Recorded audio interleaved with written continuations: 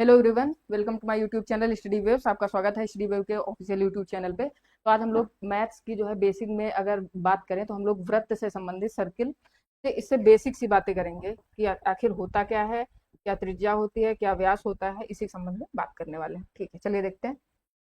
जिसको कुछ भी ना आता हो क्लास को जरूर देखे, ठीक है, उससे उसको बेसिक नॉलेज हो जाएगी। ठीक है, ये हमारा हो गया सर्किल वृत्त। ठीक है, अब है वृत्त। हमारा लिखा हुआ है, ये बना हुआ है आपके सामने, ये फिगर होता है, इसको हम लोग वृत्त बोलते हैं। ठीक है, चलिए अब देखते हैं वृत्त है क्या। वृत्त को अगर हम एक नॉर्मल भाषा में कहें तो वृत्त है हमारा क्या, अगर लिख दिया जाए, हम डेली अपना खाते हैं रोटी, तो व्रत को एज ए रोटी हम कंसीडर कर सकते हैं। इसको कंफ्यूजन इसमें काफी लोगों को होती है कि रोटी में, और ये 2D फिगर है जो हमारा व्रत है, ये 2D फिगर है। ठीक है, और जो गोला है हमारा, जो गोला होता है, जो हमारा गोला होता है वो 3D फिगर है। ठीक है, तो दोनों में कंफ्यूज है। गोला है बॉल, वो 3D फिगर है, और व्रत है हमारा क्या, 2D फिगर। समझ गया ना, व्रत मतलब रोटी। बेसिक सी जानकारी। अब आते हैं सेंटर क्या होता है। जब छोटे में अपना उसमें प्रकार में भरते थे ऐसे करके, ठीक है, जहाँ पे ये हमारा बिंदु बन जाता था एक, उसको क्या बोलते हैं, सेंटर बोलते हैं। ठीक हो गया, सेंटर समझ में आ गया, वृत्त समझ में आ गया, सेंटर समझ में। अब आता है त्रिज्या। अब त्रिज्या क्या होती है, तो जो सेंटर होता है, जो हमारा केंद्र होता है, इसको इस लाइन से, अभी हम आगे समझेंगे कि इसको टोटल को क्या बोलते हैं, आगे देखेंगे वो। इस लाइन से जो मिला दे, ठीक है, कहीं भी हम खींच सकते हैं, इधर भी खींच सकते हैं, इधर भी, इधर भी। ये डिस्टेंस क्या होती है, डिस्टेंस हमारी सेम ही होती है, तो इसको क्या बोलेंगे, त्रिज्या। ये हमारा क्या है, ये हमारी है त्रिज्या, और हम इसको डिनोट करते हैं आर से। ठीक, स्मॉल आर से, क्योंकि रेडियस बोलते हैं इसीलिए आर से डिनोट करते हैं। अब आगे आते हैं, ये क्या है हमारा। अब हमें दो दो त्रिज्या दिखने लगी, एक इधर दिख गई, एक इधर दिख गई। अब क्या करेंगे, अब जब दोनों तरफ हम मिला देते हैं, ये होती है हमारी परिधि, परिधि बोलते हैं। परिधि को परिधि से अगर मिलाएंगे, इसको हम बोलेंगे व्यास। व्यास को हम इंग्लिश में बोलते हैं डायमीटर, इसीलिए इसको हम डिनोट करते हैं डी से। ठीक है, डी से डिनोट करते हैं। डी से इसलिए डिनोट करेंगे क्योंकि डायमीटर बोला जाता है। और डी है क्या, ये है, ये भी आर है और ये भी आर है। कोई रटने की जरूरत नहीं है, ठीक है, कोई रटने की जरूरत हमें नहीं है। तो डी जो है क्या हो जाएगी, डी हमारी हो जाएगी एक, यही से हमारा फॉर्मूला बन गया, डी बराबर 2r। समझ में आया सबको, कोई दिक्कत। चलिए, इतना हो गया, इतना समझ में आ गया। वृत्त क्या है, केंद्र क्या है, त्रिज्या क्या है ना। उसके बाद डायमीटर, व्यास क्या है। तो व्यास क्या है, त्रिज्या का अगर हम दोगुना कर देंगे, क्योंकि ये भी आर डिस्टेंस है और ये भी आर डिस्टेंस है। ठीक है, चलिए अब देखते हैं आगे क्या है। आगे आती है हमारी जीवा। ठीक है, तो जीवा क्या है, अगर कंसीडर करें तो जो व्यास होती है, जो व्यास है हमारा, वो सबसे बड़ी जीवा है। ठीक है, लेकिन हम किसी भी पॉइंट को अगर दोनों पॉइंट टच कर जा रहे हैं, कहीं भी मिला देंगे, ऐसे मिला दें, ऐसे मिला दें, ऐसे मिला दें, ऐसे मिला दें, कहीं पर भी मिला दें, दोनों साइड बस टच होनी चाहिए, इसको हम लोग क्या बोलेंगे, जीवा, कॉर्ड बोलेंगे इसको। ठीक है, चलिए अब देखते हैं चाप क्या है। चाप को हम लोग बोलते हैं आर्क। ठीक है, जैसे कहते हैं चाप लगा दो, छोटे में बताया होगा ना टीचर ने, ऐसे चाप लगा देते थे। ये जैसे कोई लाइन खींचते थे, बाय द वे ये लाइन है, क्या करते थे, अगर इसको आधा करने को बोला था, एक चाप इधर से लगाते थे और एक चाप इधर से लगा देते थे और आधा कर देते थे लाइन को। तो चाप क्या है, जो हम एक छोटा सा मार्क करते हैं। ठीक है, ऐसे करके ये हमारा क्या हो गया, चाप हो गया। सबको समझ में आ गया, वृत्त, सेंटर और त्रिज्या, व्यास, जीवा और चाप। चलिए अगले अगले पेज पे आते हैं।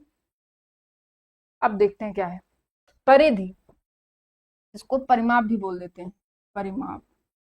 देखिए, परिधि या परिमाप का मतलब ही है चारों तरफ की माप। जैसे बोर्ड है, तो ये तो बोर्ड क्या है, ये तो आयत है। तो परिमाप, परि मतलब चारों ओर, माप मतलब माप, सारे तरफ जितना भी हमारा बना हुआ है। जैसे ये हमारी परिधि क्या हो जाएगी, जैसे पिछले वाले पेज मैंने बोला नहीं था, इसको पहले बनाना चाहिए था, मैंने ध्यान नहीं दिया। ये क्या थी हमारी, ये परिधि। तो परिधि को, परिधि से इसी परिभाषा बन जाती है, परिधि से मिलाने वाली लाइन हमारी क्या होती है, जीवा होती है। ठीक है, ये क्या है हमारी परिधि है। समझ में आ गया सबको, इसको क्या बोलते हैं, सरकमफेरेंस।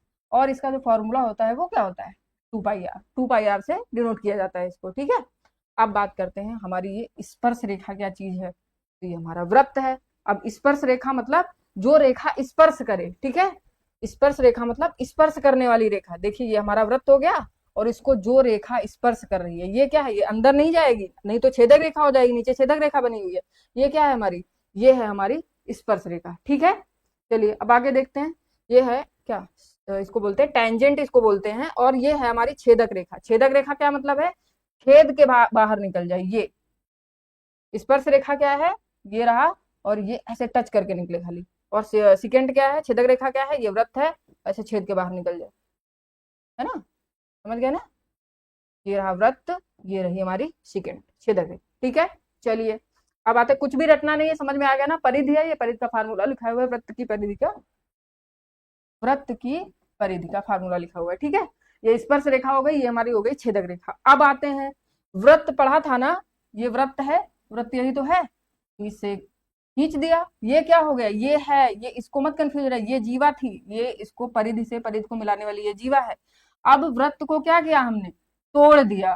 ठीक है ना, चलिए जैसे ये वृत्त है, इसको हमने तोड़ दिया दो भागों में, ये ऐसे हो गया। अगर इसको तोड़ेंगे, मान लो एक भाग ऐसे हो गया, दूसरा भाग ऐसे हो गया, एक भाग बड़ा है, ये है क्या, वृत्त का खंड कर दिया तो वृत्त खंड हो गया। ये बड़ा वाला हो गया और ये क्या हो गया, छोटा वाला हो गया। कोई दिक्कत किसी को आ रहा है ना समझ में, ये हो गया क्या, वृत्त खंड हो गया। ठीक है, अब इसी तरह क्या हो गया, नीचे आ जाइए, त्रिज्य खंड लिखा हुआ है, तो त्रिज्य खंड क्या है, अब एक त्रिज्या ये है हमारी, एक त्रिज्या ये है, तो त्रिज्या से क्या बन गया, त्रिज्य खंड बन गया। ये क्या है हमारा, ये त्रिज्या से त्रिज्य खंड बन गया, और ये सीधी लाइन थी तो वृत्त खंड बन गया। ये त्रिज्या है हमारी, अभी बताया आपको, त्रिज्या है, क्या बन गया, त्रिज्य खंड बन गया, सेक्टर। ठीक है, ये छूट गया वृत्त खंड, की इंग्लिश मिट गई है, समझ में आ गया ना सबको।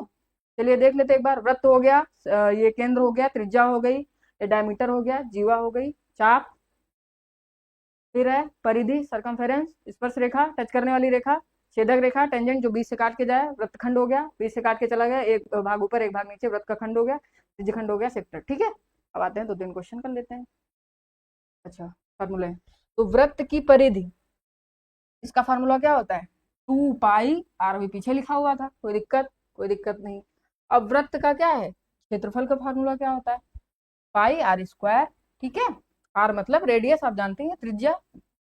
अगर कोई क्वेश्चन आएगा कि त्रिज्या इतनी है तो आप क्षेत्रफल बताओ, तो त्रिज्या की वैल्यू रख देंगे। ठीक है, अब वृत्त का व्यास, अभी देखिए पीछे बताया था, व्यास मतलब ये वाला था, ये व्यास था, ये इधर भी आर स्मॉल आर, ये भी स्मॉल आर। ठीक है, ये डी था तो ये 2 आर हो गई। अब अर्धवृत्त की परिधि, ये आपके लिए नया होगा। अब अब काफी लोग करते क्या है कि वृत्त की परिधि अगर क्या बोलते हैं 10 दे दी, अगर किसी में वृत्त की परिधि दे गई 10, ठीक है, कुछ भी दे दिया गया, तो ये कंफ्यूजन हो जाती है कि ये पाई आर प्लस 2 आर ये कैसे हो गया। ये देखते हैं कैसे हो गया, कलर चेंज कर लेते हैं इनका, देखते हैं। ये है हमारा वृत्त है, का क्या होता है 2 पाई आर वृत्त की परिधि। ठीक है, अब ये हो गया हमारा अर्धवृत्त, ये रहा, ये हो गया अर्धवृत्त ऐसे। ठीक है, अब ये क्या है, ये स्मॉल आर है, ये भी स्मॉल आर है। ठीक है, चलिए अब देखते हैं, परिधि का मतलब क्या होता है, परिधि का मतलब ही होता है चारों ओर, है ना, चारों ओर मतलब हमें कौन कौन सी डिस्टेंस लेनी पड़ेगी, देखो एक बार ध्यान से, ये वाली, है ना, ये वाली तो लेनी पड़ेगी, और ये वाली भी लेनी पड़ेगी, ये वाली भी लेनी पड़ेगी, तो वही क्या हो गया, वही ये 2 आर आ गया है। सबको आया समझ में, वही ये 2 आर आ गया है। और ये पाई आर कहाँ से आया, क्योंकि वृत्त की परिधि 2 पाई आर होती है। इस पूरा अगर 2 पाई आर है कंप्लीट, तो आधा इतना कितना होगा, पाई आर हो जाएगा, और ये क्या हो जाएगा 2 आर हो जाएगा। तो अर्धवृत्त की परिधि क्या हो जाएगी, पाई आर प्लस 2 आर। ठीक है, आ गया, वृत्त की परिधि 2 पाई आर, क्षेत्रफल पाई आर स्क्वायर, वृत्त का व्यास 2 आर, है ना, और अर्धवृत्त की परिधि 2 पाई आर प्लस 2 आर। ठीक है, चलिए अगले पेज पे आते हैं। अब देखिए पहला क्वेश्चन है, अगर वृत्त का व्यास 10 सेंटीमीटर है तो त्रिज्या क्या है, अभी बताया था, क्या था, व्यास को किससे लिखते थे, डी से लिखते थे, है ना, डी से इसको लिखते थे। अब क्या हो जाएगा, ये अगर 10 है, व्यास क्या रहता था, फिर से एक बार देख लेते हैं, जिसको नहीं आता है बिल्कुल भी, चलिए देख लेते एक बार फिर से, ध्यान से पढ़िए। ये अगर टोटल है क्या 10, तो आधा कितना होगा, ये पूछा गया है, तो आधा कितना हो जाएगा, त्रिज्या हो जाएगी 5, यही हमारा आंसर हो जाएगा, कुछ करना ही नहीं। अगर व्यास है 10 तो त्रिज्या कितनी हो जाएगी, 5 हो जाएगी। ठीक है, आगे क्वेश्चन देखते हैं, वृत्त की त्रिज्या अगर 7 सेंटीमीटर है, त्रिज्या मतलब क्या दिया हुआ है, आर, आर बराबर कितना है 7 सेंटीमीटर, तो वृत्त की परिधि और क्षेत्रफल क्या है। ठीक है, चलिए परिधि का फार्मूला क्या होता है, परिधि होती है 2 पाई आर। 2 पाई आर, रखिए वैल्यू, वैल्यू लिख दे। पाई बराबर कितना होता है, इसको ना पता हो लिख लो, पाई बराबर 22/7।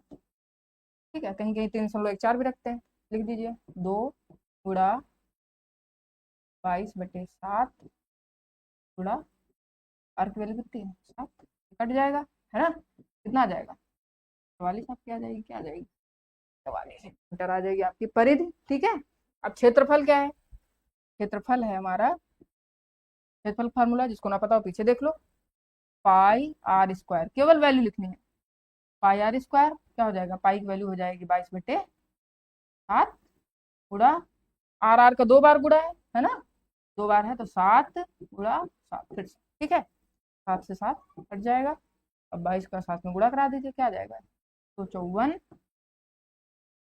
ठीक है, ये हो जाएगा, ये आ गया आपका 44, तो 54। अच्छा, कुछ लोग ये नहीं जान पाते कि अभी तो बताया परिधि क्या है ना, परिधि ये है, परिधि ये है, और क्षेत्रफल क्या है, क्षेत्रफल है क्षेत्र का फल, जो भी आपका एरिया है ये ये है क्षेत्रफल। ठीक है ना, समझ गया ना, ये परिधि है, कंफ्यूज नहीं होना, ये है क्षेत्रफल, ये आ रहा है समझ में, कंफ्यूजन नहीं, आपको क्लैरिटी होनी चाहिए चीजों की। ठीक है, चलिए इतना हो गया। अब आगे क्वेश्चन क्या है, वृत्त की त्रिज्या 21 सेंटीमीटर है तो अर्धवृत्त की परिधि। ठीक है, चलिए अभी बताया था फॉर्मूला क्या था, पाई आर प्लस 2 आर, चाहे वैसे ही सॉल्व कर लीजिए। ठीक है, चलिए पाई की वैल्यू रख लीजिए, क्या 22/7 गुणा आर की वैल्यू 21 प्लस 2 गुणा 21। ठीक है ना, वो अपना सॉल्व कर लीजिए और आंसर जो है कमेंट करिए कि आपका कितना आंसर आया है। इसी के साथ जो है हम सेशन को बंद करते हैं। धन्यवाद। सेशन अच्छा लगा हो तो लाइक करें, सब्सक्राइब करें।